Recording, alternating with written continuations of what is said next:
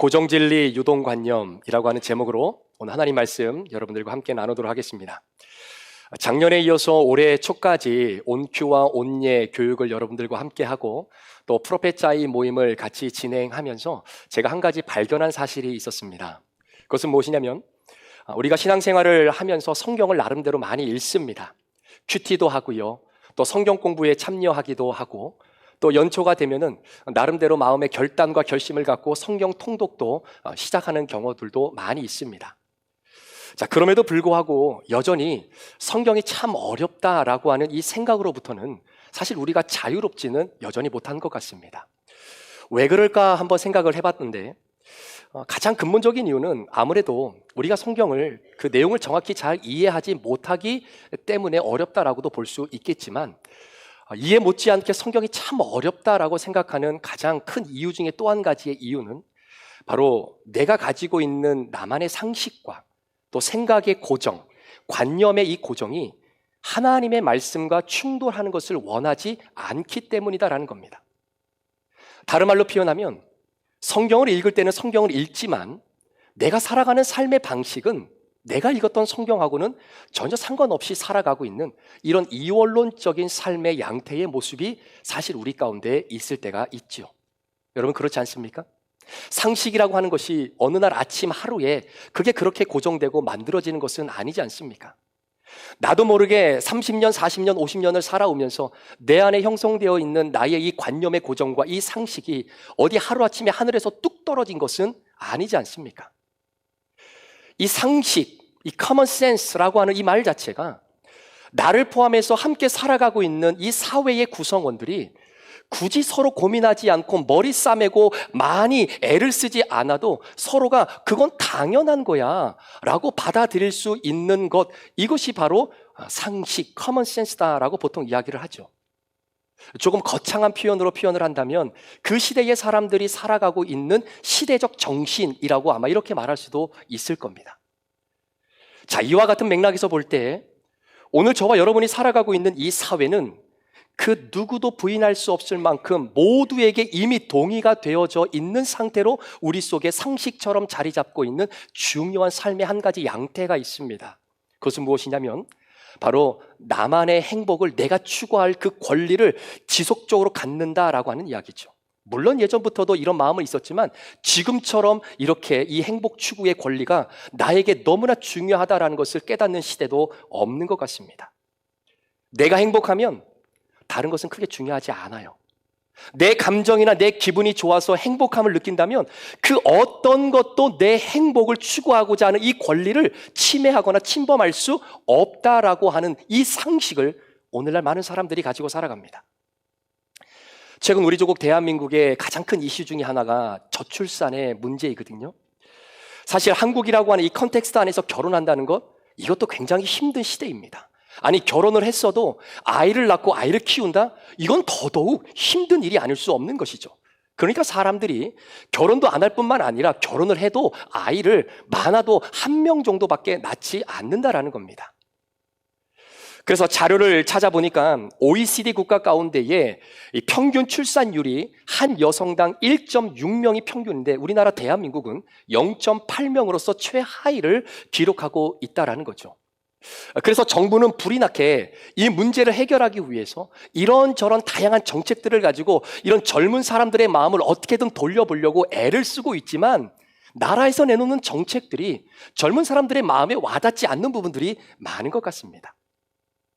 심지어 뱃속에 내가 아이를 갖고 있음에도 불구하고 이 아이 때문에 엄마인 나의 행복이 무너진다라고 하는 느낌이 들 때 내 행복을 추구할 권리를 찾는다라고 하는 차원에서 내 뱃속에 있는 아이를 지워도 이제는 되는 것 아닙니까? 라고 하는 이 수준까지 우리나라 대한민국이 지금 치닫고 있다라는 이야기죠. 만약에 어르신들이 에이 그래도 나라를 위해서 젊은 사람들이 좀 애들 낳아줘야지, 그렇지 않다가는 이 나라가 위태로워질 수도 있는데 좀 도와줘야지 라고 말하잖아요. 죄송하지만 요즘 젊은 사람들은 자신의 행복을 추구할 권리를 소위 국가의 이익을 위해서 절대적으로 헌신하고 희생하지 않습니다. 만약 강단에서 제가 이렇게 이야기를 하잖아요. 그러면 젊은 세대들은 목사님 진짜 앞뒤가 꽉꽉 막힌 소세지시네.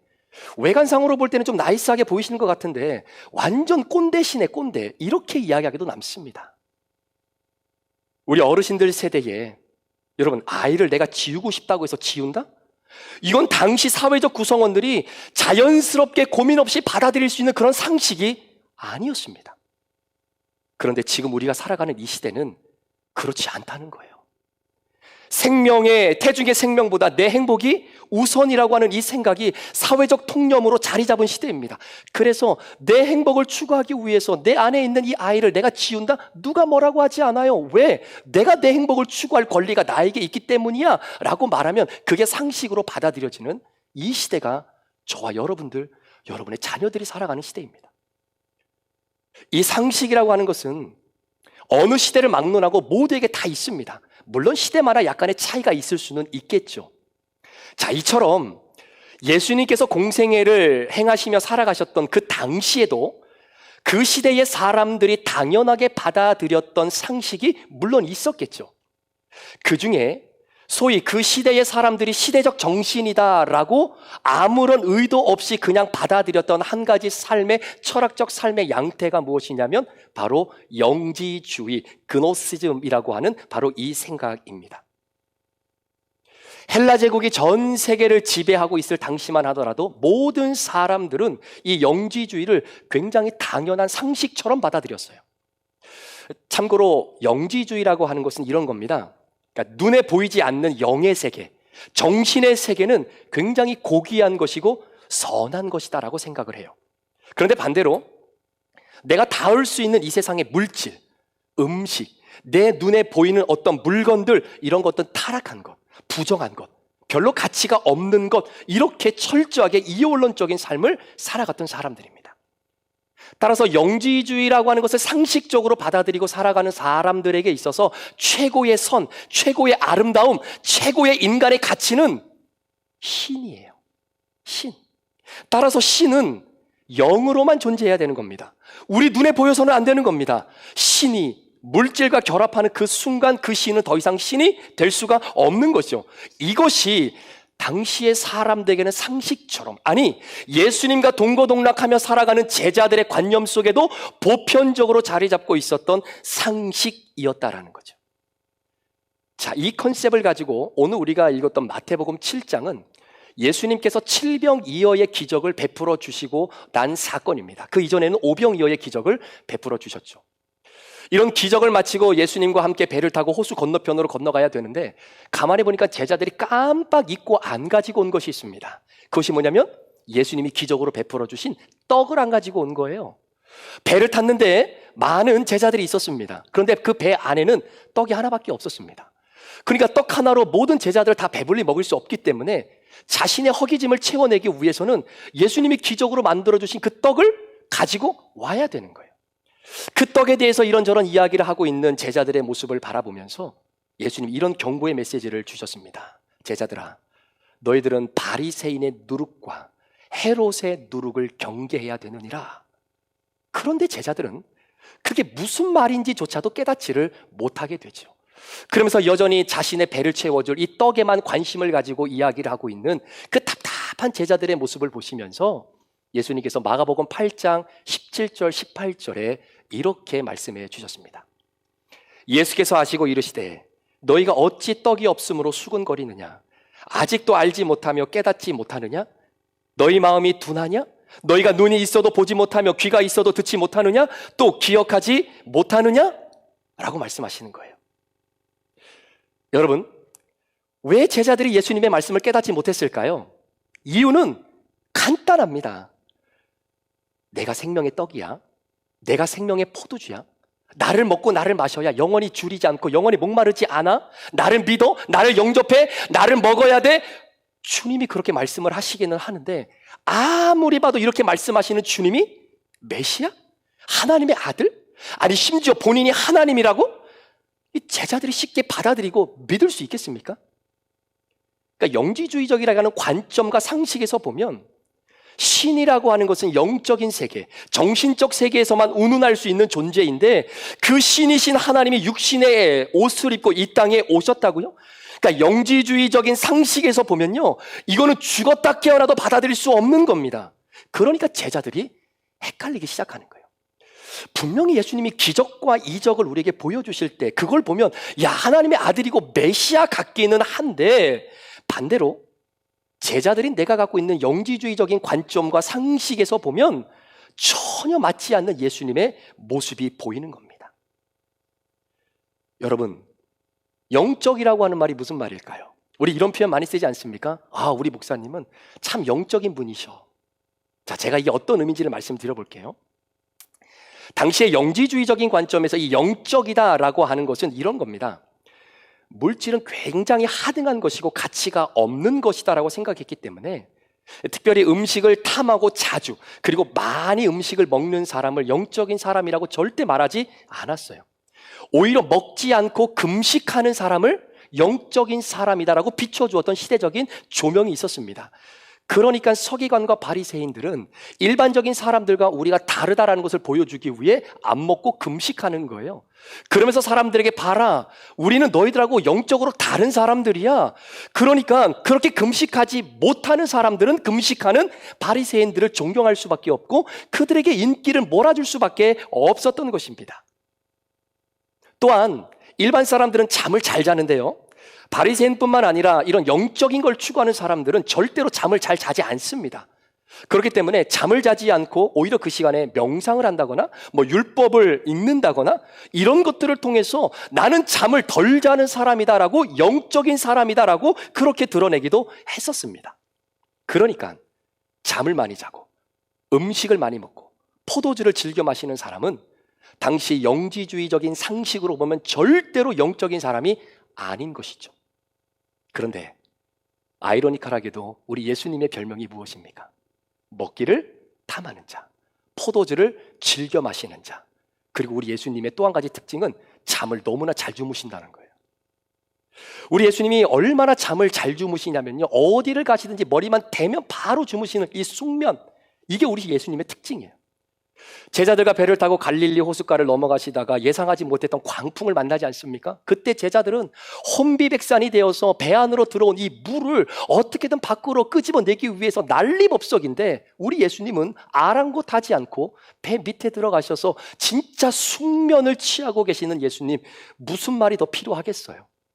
심지어 예수님이 하나님의 나라는 이런 거야 라고 사람들에게 설명할 때에 사용하셨던 예수님의 어휘나 이 교부제가 전혀 영적인 것이 하나도 없다라는 겁니다.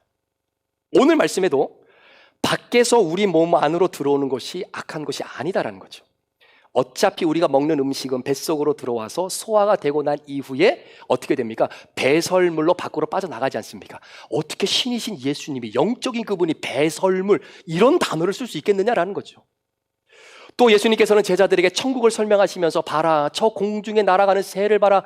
영적인 건 보이면 안 되는 거예요. 그런데 날아가는 새를 보랍니다. 들에 핀 꽃을 보랍니다. 야, 천국은 말이야, 밭에 감추인 보화와 같은 거, 이 보화, 눈에 보이고 탐욕스러운 거, 이거 영적인 것 아닙니다. 그런데 우리 예수님은 영적인 면을 찾아볼래야 찾아 없을 만큼 천박한 물질적인 것만 가지고 하나님의 나라를 끊임없이 설명하고 계신다라는 거예요.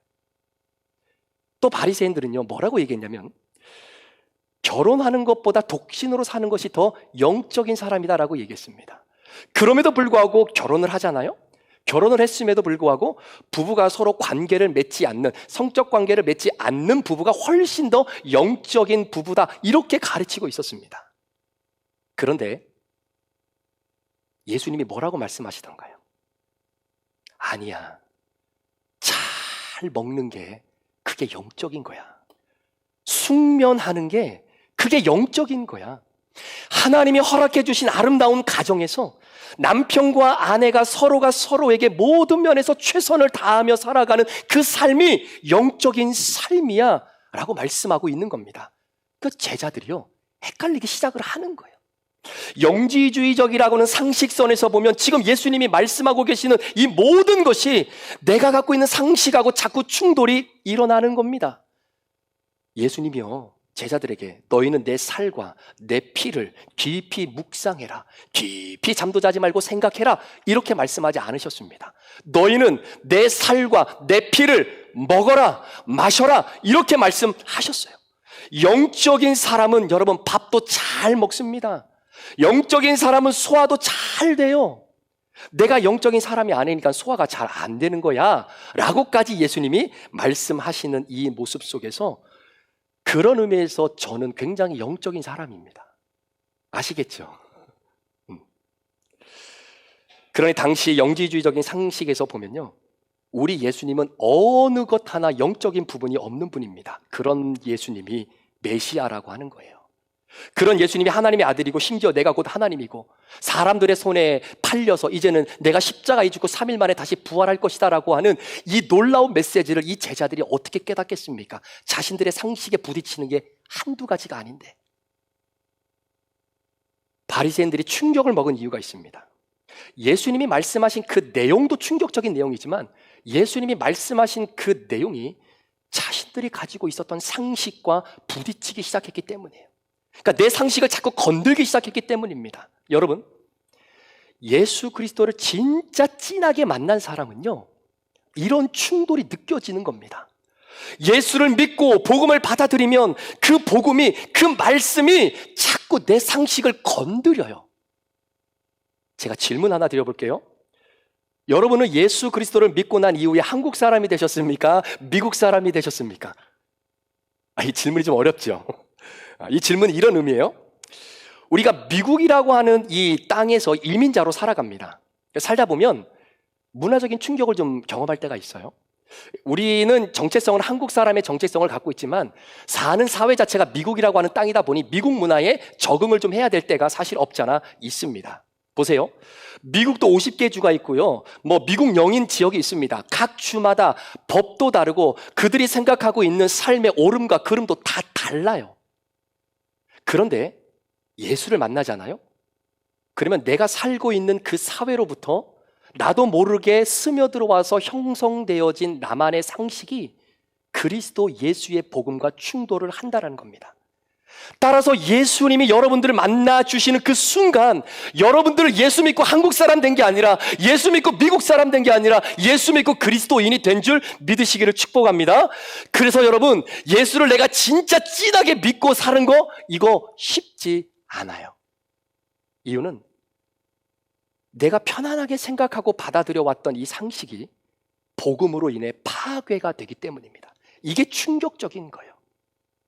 여러분, 대표적인 것이 우리나라의 제사 문제 아니겠습니까?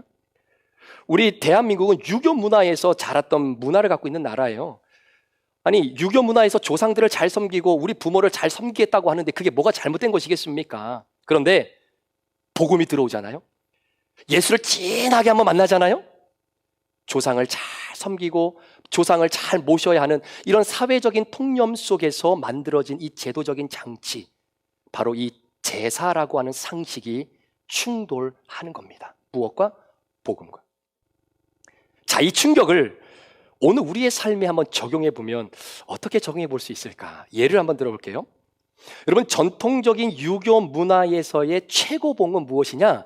그거는 전형적인 가부장적 제도에서 남성 우월주의의 세뇌 교육을 받고 자라온 남자들이라는 것이죠.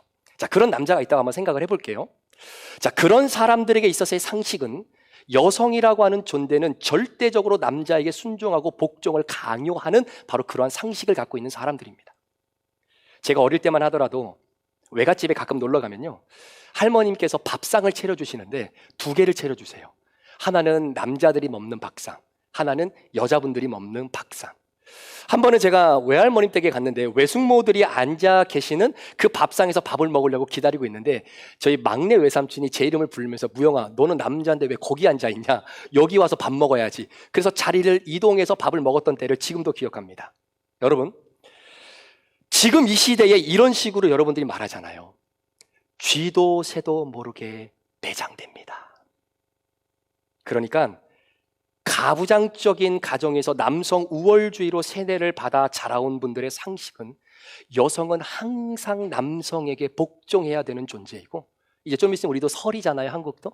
이렇게 명절이 되면 여자는 무조건 얄짤 없어요. 다 부엌에 들어가서 하루 종일 전 부치고 음식 만들어서 남자들에게 갖다 바쳐야 되는 역할, 이게 여자들이 하는 일이다. 이렇게 생각하는 상식을 갖고 있는 분들이죠. 그런데 성경을 딱 펴니까 이게 아닌 거예요. 사도 바울이 어떻게 얘기하냐면 예수님이 자신의 몸인 교회를 위해 생명을 바치면서까지 사랑하셨듯이 남편들아, 자신의 아내를 내 생명을 내놓으면서까지 사랑해야 된다, 이렇게 이야기하고 있는 겁니다. 여러분, 이게 부딪히는 거예요. 남편은 내 목숨보다 더 중요한 것이 있다고 복음은 가르칩니다. 그게 바로 인생의 반려자인 아내를 위해 목숨을 내놓을 만큼 아내를 사랑하는 것, 내 상식과 복음이 충돌하는 거예요. 이때에 와, 이 말씀이 왜 이렇게 어려워? 라고 생각을 하고 내 상식이 파괴되어진 것을 받아들이지 않으면 그 사람은 결국 그 자리를 떠납니다. 야, 도저히 교회 안에 앉아있는데 목사님이 자꾸 이런 얘기하는 거 진짜 못 듣겠다 하면서 남자들이 교회를 떠나기 시작하는 거예요. 지금은 잘 모르겠지만 우리 대한민국 초기에 기독교가 이제 막 대한민국 안으로 들어올 때 그때 당시의 가정과 이 동네의 상황들이 어떻겠습니까? 선교사님들이 오셔서 동네에 교회를 세우고 이제 예배를 드리면 보통 남자들보다 여자들이 예배를 드리러 더 많이 가잖아요. 그러면 자신의 아내가 교회 가서 예배를 드리고 있는데도 불구하고 남편이 예배 드리는 중간 지금처럼 문을 열고 들어와서 내 아내 머리끄댕이를 붙잡고 질질 끌고 집으로 돌아가는 게 한두 번이 아니었다는 것이 기독교 역사에 그렇게 끊임없이 나오고 있습니다. 왜 남자들이 그런지 아십니까? 여성들이 교회만 갔다가 집에 오면 개화가 돼서 돌아오는 거예요. 개몽이 돼서 돌아오는 거예요. 그러니까 그 당시에 남자들이 가지고 있었던 상식과 자꾸 충돌하는 이야기만 아내들이 하는 겁니다. 왜? 복음이 그렇게 가르치고 있으니까요. 그러다 보니까 이건 보편적으로 하는 이야기입니다. 보편적으로 교회에 보면 남성의 비율보다 여성의 비율이 더 많아요. 그런데 참 감사한 것은 우리 교회 남자분들은 교회를 안 떠납니다. 그렇게 아내에게 목숨을 버리듯 사랑해야 됩니다라고 침이 마르도록 입이 터지도록 이야기를 하고 외쳐도 우리 남자분들은 교회를 안 떠나요. 여러분, 이것이 예수 만난 증거 아니겠습니까? 아멘 좀 해주세요. 이게 예수 만난 증거예요. 반대로 남성에 대한 적개심을 가지고 여성 우월성을 주장하는 페미니스트가 있다고 한번 가정을 해볼게요. 그런 여인에게 예수님이 찾아오시더니 야, 너 이제 결혼해야지. 아니, 결혼을 한 번도 생각해 본 적이 없어요. 결혼보다 독신으로 사는 게 더 영적이라고 생각하면서 살아왔던 그 페미니스트에게 이제는 결혼하고 그리고 네 남편에게 순종해, 복종해야지. 여러분, 성경에서 아내가 남편에게 순종하고 복종해야 된다라고 하는 그 맥락은요, 여성이 남성보다 열등한 존재이기 때문이다라는 것 아닌 것을 아시죠? 그런 맥락은 아닌 겁니다. 하나님께서 이 세상에 조그만한 교회인 가정을 허락해 주실 때에 아내는 남편에게 순종하고 복종하며 남편은 아내 사랑하기를 자기 목숨을 다하듯 사랑하라고 하나님이 말씀해 주신 영적 질서가 바로 그 내용이다라는 겁니다. 자, 이렇게 모태신앙으로부터 자랐음에도 불구하고 그 페미니스트로 살아가는 여성들이 예수님께서 성경에서 이런 말씀을 하시니까 성경이 어렵다라는 거예요. 못 받아들이겠다라고 뛰쳐나가는 겁니다. 그래서 성경은 내가 가지고 있는 이 상식이 예수 그리스도의 복음과 충돌했을 때 여러분, 내가 30년, 40년 동안 나에게 편안함을 주었던 그 상식이 철저하게 파괴되는 것, 이게 예수 만났다라고 이야기하는 거예요. 다른 말로 표현하면 회개라고 표현할 수도 있는 것이죠. 따라서 여러분이 예수를 믿으셨습니까? 주님을 나의 구주로 영접하셨습니까? 말씀의 능력이 내 안에 살아있음을 믿으십니까? 그렇다면 여러분들에게 있어서 가장 편안한 것부터 깨지는 거예요. 이걸 받아들이기가 쉽지 않아요. 그래서 성도들이 성경이 어렵다라고 이야기하는 겁니다. 말씀이 나의 상식과 충돌할 때 나는 못 받아들여. 내가 지금까지 40년, 50년 신앙생활하면서 지켜온 나만의 편안함인데 내가 이걸 포기해? 그럴 수 없지. 그러면서 신앙을 포기하는 분들이 얼마나 많은지 모릅니다. 그런데 여러분, 이것이 너무나 어려워요. 주님의 복음이 들어오고 내 상식과 충돌할 때 복음이 승리를 해야 되는데 이게 너무나 어렵습니다. 그래서 우리 주님도 이게 너무나 어렵기 때문에 사람의 힘으로 감당하는 것이 아니라 바로 성령이 충만했을 때 가능한 것이다 라고 말씀하시기까지 그렇게 어려운 것입니다. 사랑하는 성도 여러분, 그러니까요, 성령 충만은 다른 것이 아니라 갈등 충만이 성령 충만인 줄 믿으시기를 축원합니다. 하나님의 말씀이 내 안에 들어올 때에 그 말씀이 들어온 만큼 갈등이 내 안에 풍성하다, 그 사람 성령 충만한 사람이에요. 뭐 보지 못한 걸 보고 듣지 못한 걸 듣고 뭐 샬라샬라 하면서 이게 성령 충만한 게 아니라 말씀이 내 안에 들어올 때 내 안에 갈등이 충만하다, 그 사람 살아있는 사람입니다. 여러분, 복음으로 살아내기를 원하십니까? 여러분, 복음으로 여러분의 삶을 살아내기를 원하십니까? 그렇다면 복음의 진리를 가로막는 여러분의 상식을 죽여야 돼요. 제가 말씀을 준비하면서 진딧물 아시죠? 그 나뭇잎에 있는 그 진딧물, 그 진딧물에 대한 아티클을 제가 하나 읽게 되었는데, 놀라운 사실 하나는 이 진딧물이 자신들로 구성되어 있는 군집, 그 공동체죠, 그 군집을 위해서 스스로 목숨을 버린다라는 사실을 알게 되었습니다. 진딧물이라고 하는 녀석은 식물의 수액을 빨아먹으면서 살아가는 매우 단순한 삶을 살아가지만, 그렇다고 그들의 삶이 굉장히 단순한 패턴은 아니에요. 다른 수많은 곤충과 다른 천적들이 진딧물을 노리고 있기 때문에 이 위협으로부터 진딧물들은 대응하기 위해서 어떤 번식의 속도를 빠르게 나올 수 있도록 진화를 시켰고, 심지어 일부 진딧물들은 개미들과 상생하는, 공존하는 인생을 산다라고도 해요. 한 걸음 더 나아가서 이 군집, 이 공동체를 보호할 수 있는 집을 이들이 만들고, 그리고 병정 진딧물을 세워서 그 집을 지키게도 한다라고 합니다. 그런데 최근에 한 일본 연구진에 따르면 이 진딧물이요, 개미군처럼 군집을 보호하기 위해서 스스로 희생한다는 놀라운 사실을 발견하게 됐어요. 자, 이런 거예요. 개미도 일개미가 있고 여왕개미가 있잖아요. 이 진딧물도 일하는 진딧물이 있고요, 병정, 이 군사 일을 감당하는 진딧물이 있습니다. 그리고 여왕 진딧물도 있어요. 그러니까 나뭇잎으로 여왕과 군집을 보호하기 위해서 이들이 집을 만듭니다. 그런데 다른 생물이나 천적에 의해서 집이 손상이 되게 되면 진딧물은 자신의 몸에 있는 체액을 발산해서 그 무너진 벽을 수리를 하게 된다고 그래요. 그런데 더 놀라운 것은 자신들이 감당할 수 없을 만큼의 크기를 가지고 있는 천적이 진딧물들을 잡아먹기 위해 다가오게 되면 제일 먼저 병정 진딧물들이 그 천적에게 자기를 내어주어서 먹힌다라는 겁니다. 스스로 잡혀 먹힌다라는 거예요. 그래서 그 천적이 그 병전 진딧물들을 엄청 많이 먹는 거예요. 그러면 배가 부르겠죠. 포화 상태가 되어진 상황 속에서 여왕 진딧물을 공격하고자 하는 그 마음조차를 천적이 갖지 않고 돌아가게 된다라고 하는 바로 그 연구 결과였어요. 제가 이 아티클을 보면서 생명이 존재하는 것은 반드시 죽음이 전제되어야 된다는 것을 다시 한번 깨닫게 됩니다. 우리는 생명의 반대말이 죽음이라고 생각하잖아요. 아니에요. 여러분, 죽음이라는 것이 존재해야 진짜 생명이 빛을 발하는 것이고요, 진짜 생명이 존재하기 위해서는 누군가는 이 죽음의 역할을 감당하는 존재들이 있어야 된다라고 하는 것입니다. 성경은 하나님의 말씀을 빛이다라고 이야기합니다. 말씀이 육신이 되어 이 땅에 오신 예수님, 그분이 생명의 빛입니다. 말씀의 빛입니다. 그런데 어둠이 그 빛을 깨닫지 못했다라고 요한 사도는 이야기합니다. 빛이 들어오면 자동적으로 어둠이 물러가야 되는데 어둠이 어둠의 자리를 빛에게 내어주지 않으려고 합니다. 심지어 어둠 자체가 그 빛을 쫓아내고 있습니다. 그게 제 모습이었어요. 하나님이 거룩하신 말씀으로 내 마음을 비춰주어도 애써 내가 가지고 있었던 나만의 상식, 나의 고정관념이 거룩하신 하나님의 말씀을 거부하기 시작했던 겁니다. 내가 상식을 포기해? 내가 지금까지 했던 그 목회의 경험을 포기해? 고집을 포기하느니 차라리 하나님의 말씀을 좀 가볍게 여기는 게 좀 낫겠지, 그게 더 편하겠지, 부담이 없겠지, 말씀 준비하는데 더 수월했던 시간들이 있었다라는 거예요. 그런데 여러분, 성령께서 말씀해 주시는 게 그게 너를 죽이고 너와 함께 신앙의 여정을 걸어가는 성도들을 죽이는 거야 라는 거를 저한테 깨닫게 해주셨어요.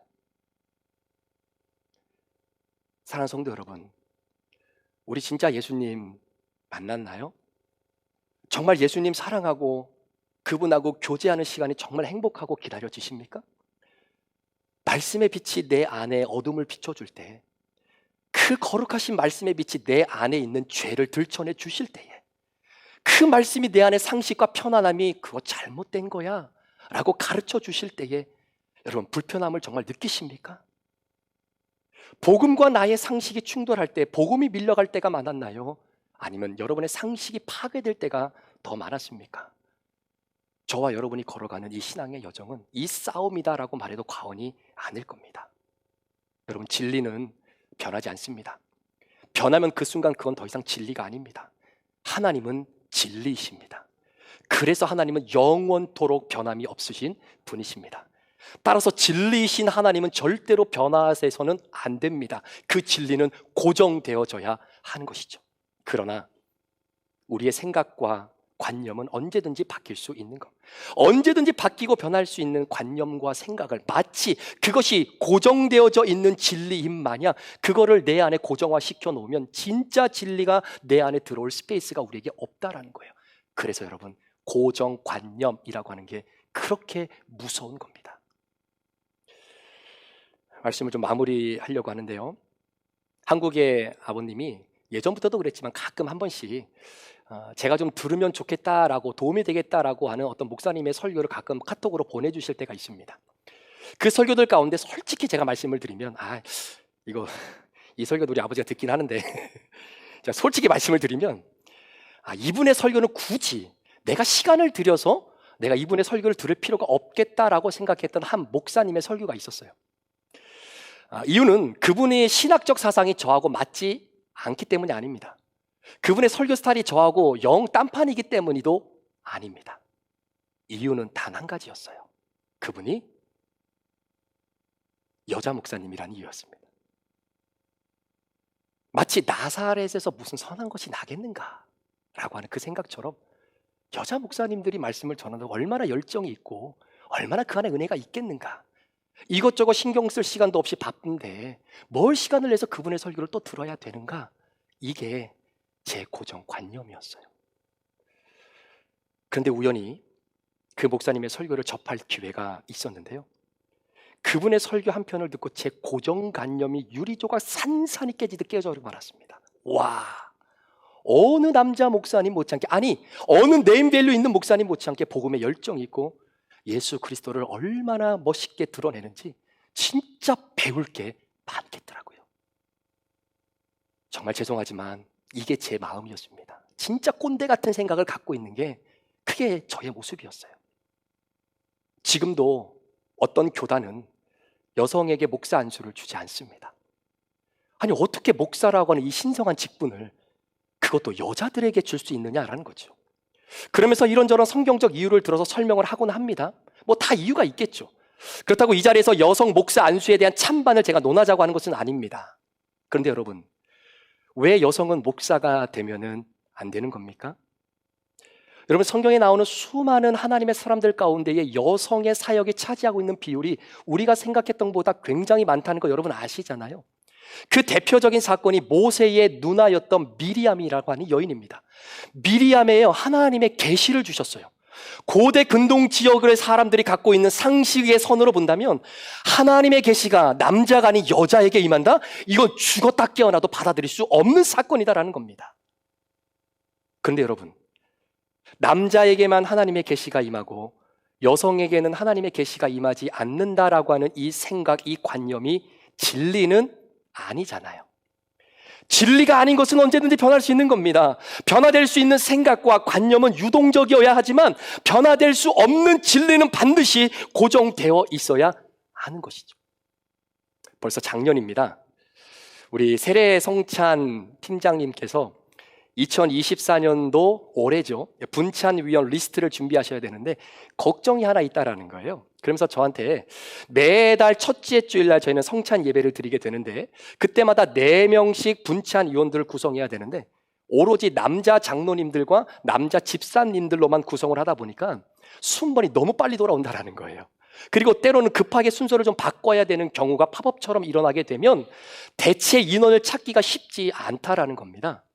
그래서 그냥 저한테 이렇게 한번 물어본 거예요. 목사님, 분찬위원 가운데 우리 권사님들이나 우리 여자 집사님들이 하시면 안 되는 건가요? 이렇게 물어보셨어요.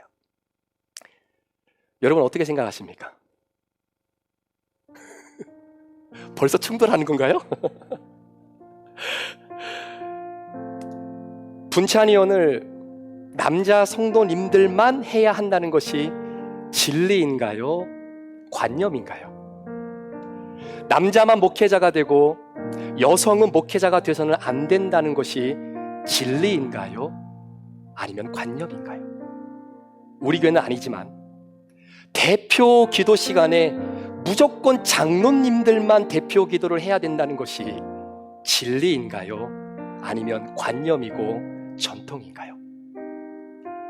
그래도 목사님, 그래도 분찬위원은 그래도 성찬식인데, 그래도 분찬위원은 남자분들이 좀 하고, 그래도 대표 기도인데, 그래도 대배 대표 기도인데, 그래도 대표 기도는 장로님들이 좀 하셔야죠 라고 하는 그 생각이 내 목숨을 걸고라도 지켜야 하는 진리입니까?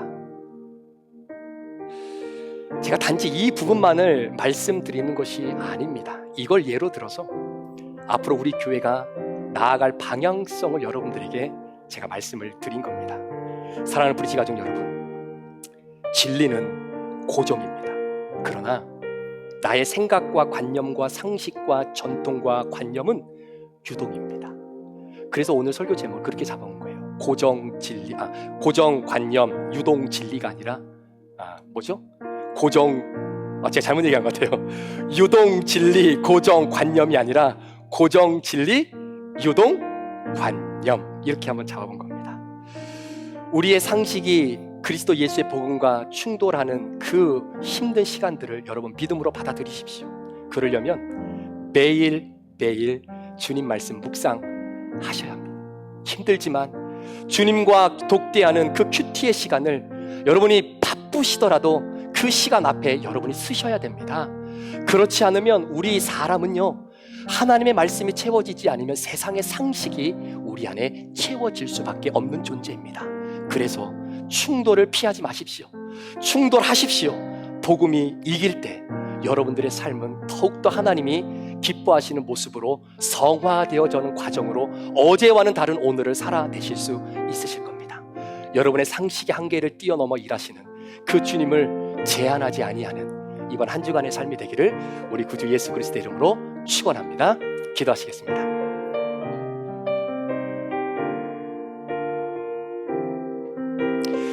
이 시간의 말씀을 우리가 잠시 묵상하면서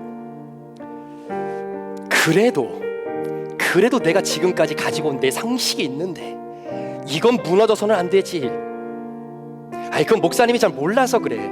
이건 내가 절대 포기할 수 없는 거지 라고 하는 것들이 정말로 여러분이 목숨을 걸고 지켜야 하는 진리라면 그렇게 하셔야죠. 그러나 그게 아니라면 우리의 상식과 한계를 뛰어넘어 일하실 주님을 제한하지 않아야 되지 않겠습니까?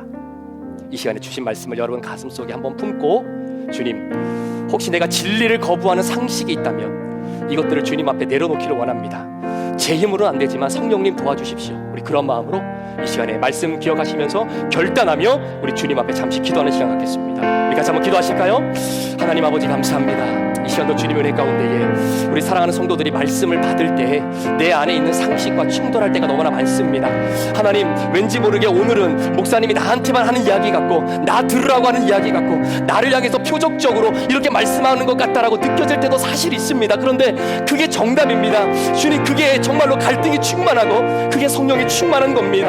하나님, 나에게 그렇게 말씀하셨다면 하나님, 그렇게 내 자신을 말씀 앞에 무너뜨리게 하여 주옵소서. 실패해도 하나님 말씀 앞에 완전히 실패하기를 원합니다. 무너져도 하나님 말씀 앞에 완전히 무너지기를 원합니다. 하나님, 내가 아버지 낮아져도 하나님 말씀 앞에 완전히 낮아지기를 원합니다. 그것이 실력을 쌓는 겁니다. 그것이 영적인 실력을 쌓는 겁니다. 하나님 아버지, 이 시간에 기도합니다. 우리 사랑하는 귀한 성도들, 이번 한 주간 살아갈 때 아버지 매일매일 큐티하며 말씀 묵상할 때 복음이 내 상식을 건들 때마다 하나님 아버지, 그 복음이 무너지지 않게 도와주시고 상식이 파괴되어지는 아버지 귀한 은혜가 우리 성도들의 삶 가운데에 하나님 있을 수 있도록 인도하여 주옵소서. 오늘도 아버지 하나님, 우리에게 주신 이 한계를 뛰어넘어 오늘도 역사하시고 일하시는 주님을 믿음으로 바라보며 이번 한 주간을 출발합니다.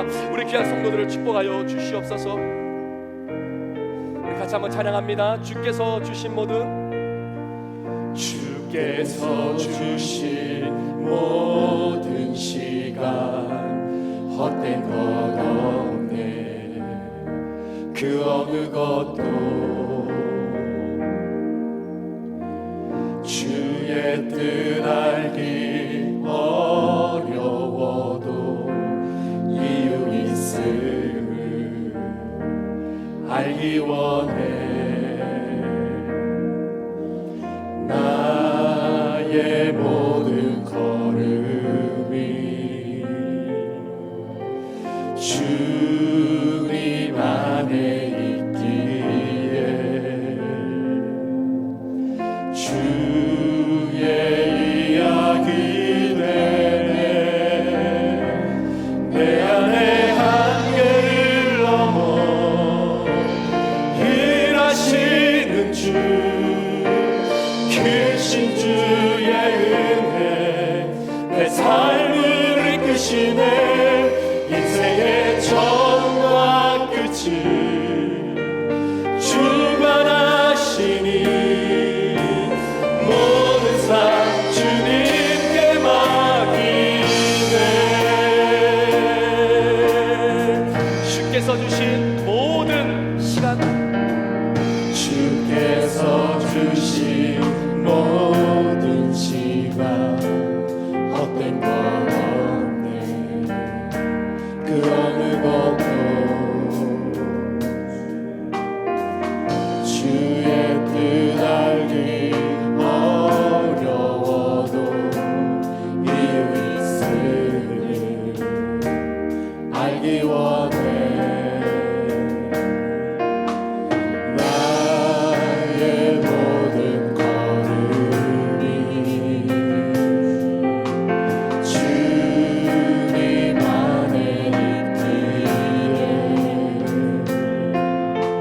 주의 이야기 되네. 내 안에 한계를 넘어 일하시는 주, 크신 주의 은혜 내 삶을 이끄시네. 인생의 처음과 끝을 주관하시니 모든 삶 주님께 맡기네. 내 안에 한계를 넘어 일하시는 주, 크신 주의 은혜 내 삶을 이끄시네. 인생의 처음과 끝을 주관하시니 모든 삶 주님께 맡기네. 내 안에 한계를 넘어 일하시는 주, 크신 주의 은혜 내 삶을 이끄시네. 인생의 처음과 끝을 주관하시니 모든 삶 주님께 맡기네. 내 안에 한계를 넘어 일하시는 주, 크신 주의 은혜 내 삶을 이끄시네. 인생의 처음과 끝을 주관하시니 모든 삶 주님께 맡기네.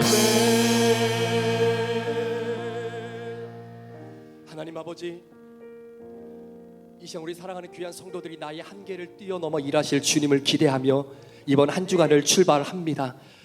오늘도 우리의 삶 가운데 마음껏 역사하여 주시고 주님의 진리가 고정되어져 있는 그 능력의 말씀이 우리의 삶을 통해 아름답게 증거되어지는 복된 한 주의 삶이 되게 하여 주옵소서. 지금은 우리 구주 예수 그리스도의 귀하신 은혜와 우리 아버지 하나님의 무한하신 사랑하심과 성령님의 감화감동, 충만 교통, 위로하시고 내주하심의 그 역사가 오늘도 복음과 상식이 충돌할 때에 상식을 붙잡지 않고 복음에 의해 상식이 파괴되어지기를 소망하며 그 싸움을 믿음으로 싸우겠다고 결단하며 하나님 아버지 세상으로 파송받아 나아가는 우리 사랑하는 성도들 머리머리 위에, 이들의 가정과 직장과 사업터 위에, 우리 사랑하는 자녀들과 교회 위에, 선교사님들 위에 지금부터 영원토록 함께 계시기를 간절히 축원하옵나이다. 아멘.